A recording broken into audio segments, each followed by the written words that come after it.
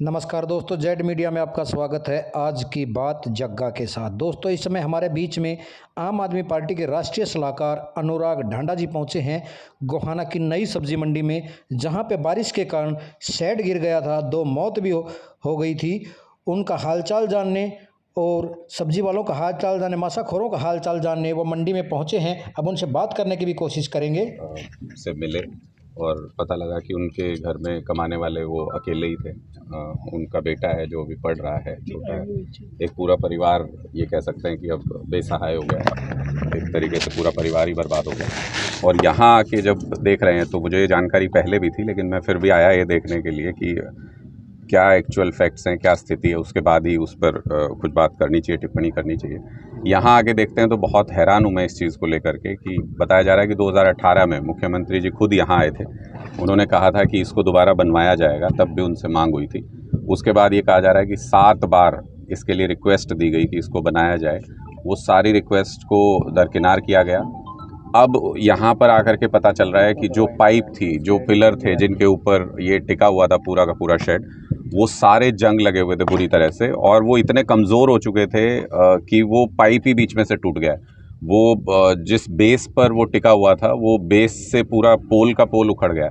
तो मुझे लगता है कि ये अगर 2018 से सरकार को इसकी जानकारी थी, तो मुझे लगता है कि ये कोई लापरवाही का मामला नहीं है, ये अनदेखी का मामला नहीं है। ये एक तरीके से जानते बूझते क्रिमिनल एक्ट है, और इसको आप हादसा नहीं कहेंगे, मैं इसको कहूँगा कि ये एक राजनीतिक हत्या है इन लोगों की, जिनको कि आपको मालूम था कि यहाँ पर शेड कमज़ोर है। आपके पास तमाम रिक्वेस्ट आए हुए थे, उसके बावजूद भी आपने ना तो उस रिक्वेस्ट पर ध्यान दिया, ना अपनी घोषणा पर ध्यान दिया जो आपने खुद की थी।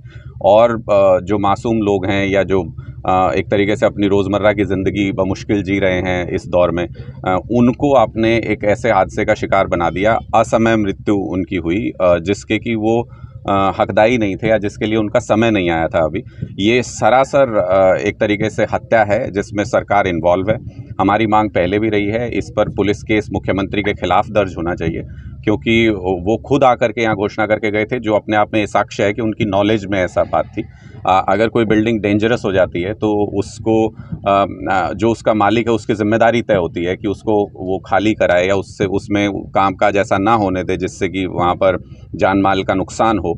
लेकिन यहाँ पर सब जानते बूझते हुए मुख्यमंत्री ने खुद घोषणा की, उसके बाद 4 साल से गद्दी पर बैठे हुए हैं, यानी लोगों की जान की इनकी नज़र में कीमत नहीं है, और उसी का आज परिणाम यहाँ पर नज़र आ रहा है। हम परिवार के भी साथ खड़े हैं, हम उनके घर गए, हमने उनको भी ढांढस बंधाया कि मुश्किल वक्त है इसका सामना, हालांकि परिवार को ही आपस में मिलजुल कर ज़्यादा करना होता है, लेकिन एक सहारे के तौर पर हम पूरी तरह मजबूती से उनके साथ खड़े हैं। और हम सरकार से मांग करते हैं कि जो उनको मुआवजा भी जो दिया गया है, वो गलती सरकार की, गलती मुख्यमंत्री की, गलती इनके मंत्रियों की, गलती इनकी सरकार की, और उसके बाद अगर किसी की जान चली जाए जो कि अकेला कमाने वाला परिवार में था, तो उसके साथ जो मुआवजा दिया गया है वो न्याय नहीं करता है किसी भी तरीके से। तो हमारा एक तो ये कहना है कि सरकार को वो मुआवजा जो है वो बढ़ाना चाहिए, एक सम्मानजनक कम से कम कि परिवार को कुछ सहारा भी मिल सके, आने वाले कुछ साल उनके व्यतीत हो सकें इज्जत के साथ, वो उनको सहारा देना चाहिए।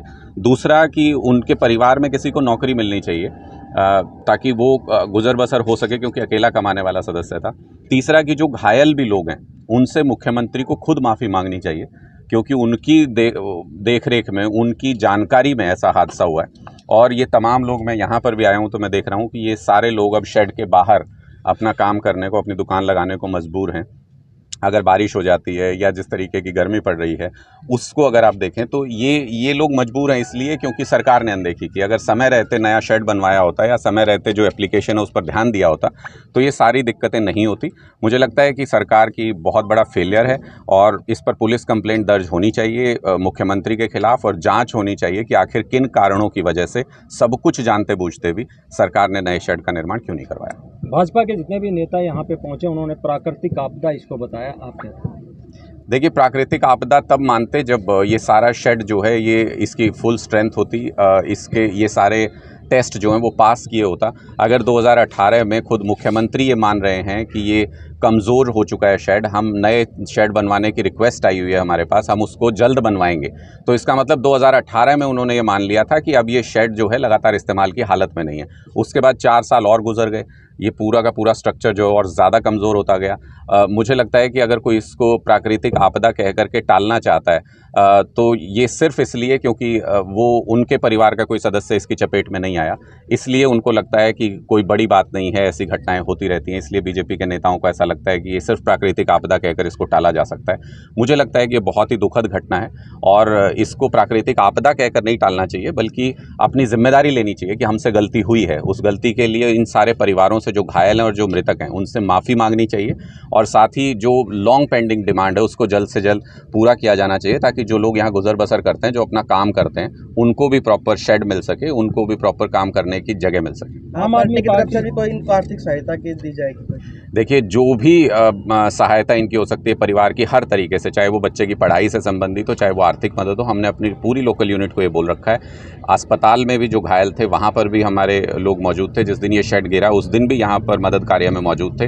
हमने पूरे तरीके से कोई स्पेसिफिक अमाउंट या कुछ ऐसी घोषणा मैं नहीं कर रहा हूँ, क्योंकि हमने अपनी सारी यूनिट को यहाँ पर बोल रखा है कि जब भी परिवार को मदद की ज़रूरत हो वो पूरा सहयोग उनको करें। ठीक है। खाद्य पदार्थों पे 5% GST बढ़ाई गई है, उसके बारे में आप क्या कहेंगे? देखिए, मुझे लगता है कि जो ये सरकार है, चाहे वो केंद्र में बीजेपी की सरकार हो या हरियाणा में बीजेपी की सरकार हो, ये आम आदमी का जीना मुहाल कर रहे हैं।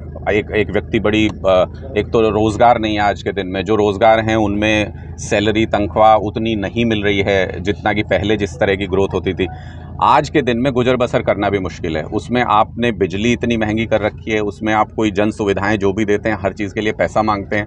जो हम पहले से इनकम टैक्स पे कर रहे हैं उसके बदले में हमको सुविधाएं नहीं मिल रही हैं, और ऊपर से आपका पूरा स्टेट लॉस में चल रहा है। वो पैसा पता नहीं जा कहाँ रहा है। उसके बावजूद आपको जब ज़रूरत पड़ती है आप उसको आम आदमी की कमर तोड़ने के लिए उस पर प्रहार कर देते हैं, उस पर कोई भी टैक्स लगा देते हैं। मुझे लगता है कि खाने पर अगर टैक्स बढ़ाया जाता है तो इससे बेशर्मी की बात कोई नहीं हो सकती है कि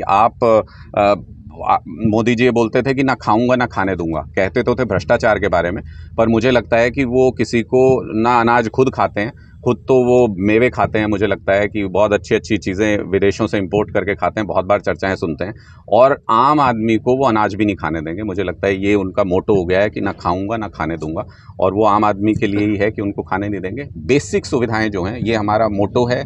इसको लेकर के हम पूरे एक संघर्ष पर, एक मिशन पर हैं देश भर में, कि जो मूलभूत सुविधाएं हैं, चाहे वो बिजली पानी हो, चाहे वो खाने की चीज़ हो, चाहे वो आपकी आम गुजर बसर की कोई भी चीज़ हो, वो हर आदमी को मुफ्त में और वर्ल्ड क्लास क्वालिटी की मिलनी चाहिए। क्योंकि हम टैक्स पे करते हैं। आप जब मोबाइल को रिचार्ज कराते हैं तो पहले पैसा पे करते हैं, उसके बाद उसकी सर्विसेज इस्तेमाल करते हैं। यहाँ पर हम टैक्स दे करके रिचार्ज तो बार बार करते रहते हैं, लेकिन उसके बदले में सुविधाएं सरकार हमें कभी नहीं देती है। तो आम आदमी पार्टी का मानना है कि ये सारी सुविधाएं, मूलभूत सुविधाएं हर इंसान को मुफ्त में मिलनी चाहिए। अच्छी शिक्षा, अच्छा स्वास्थ्य, रोजगार, ये सारी चीज़ें मिलनी चाहिए। और उसके बाद फिर एक ओपन प्लेटफॉर्म है, फिर जो जितनी मेहनत करेगा, जो जितना आगे बढ़ सकता है, उसके लिए खुली छूट है। लेकिन कम से कम जीवन गुजर बसर करने का जो सामान है वो हर इंसान को मुफ्त में और अच्छी क्वालिटी का मिलना चाहिए। और अनाज जैसी चीज़ों पर, खाद्य पदार्थों पर अगर आप GST या कोई भी टैक्स बढ़ाते हैं तो मुझे लगता है कि ये बेशर्मी है सरकार। ठीक है सर, ठीक है जी, थैंक यू।